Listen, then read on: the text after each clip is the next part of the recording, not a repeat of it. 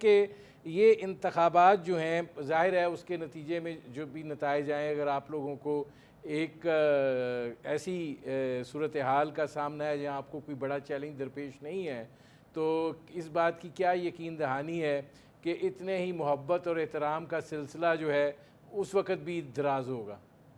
देखिए जी, इलेक्शन तो हर पार्टी में अपना अपना लड़ना है, अपना दायरा कार में रह के लड़ना है।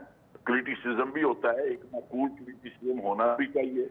जो हमारी कुताहियां होंगी हम उसको भी करेंगे, ये हाईलाइट करेंगे। जो नून लीग की कुताहियां होंगी उसको भी हम करेंगे। तो लेकिन बात यह है, इलेक्शन में ये चीजें चलती हैं। लेकिन बात मैं सिर्फ ये कहता हूँ, जो एक अफवाहसाजी का बाजार गर्म है ना कि इलेक्शन होने नहीं है, 6 महीने लेट हो जाने, 8 महीने लेट हो जाने, 2 साल लेट हो जाने, टेक्नोक्रेट आ जाने हैं। निगरान सेटअप के लिए जो गुफ्तगू हो चुकी है, जो भी डिसाइड हो चुका है, वो लीडरशिप के पास है। वो जरूरी आप ये थोड़ी है कह रहे हैं कि तैयार होने निगरान से सेटअप का मामला तय हो चुका है? हो चुका है।